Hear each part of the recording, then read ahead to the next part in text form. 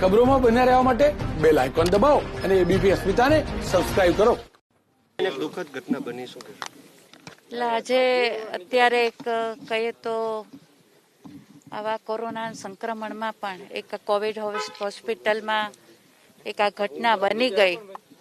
ખરેખર આ કુદરતી ઘટના કહેવાય, આ કુદરતી ઘટના કહેવાય, આ કુદરતી ઘટના કહેવાય. દુઃખ પણ અમે લોકો વ્યક્ત કરીએ છીએ.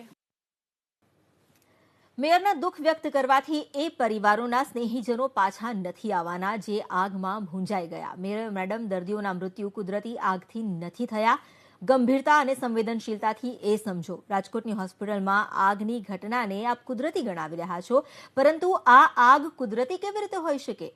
અહીં ન કોઈ ગરમી હતી તો શોર્ટ સર્કિટ કેવી રીતે થાય? કારણ કે ઉનાળામાં શોર્ટ સર્કિટ થવું એ કુદરતી કદાચ એકવાર માની શકાય, પરંતુ આજની આ ઘટનામાં આગ કુદરતી કેવી રીતે હતી?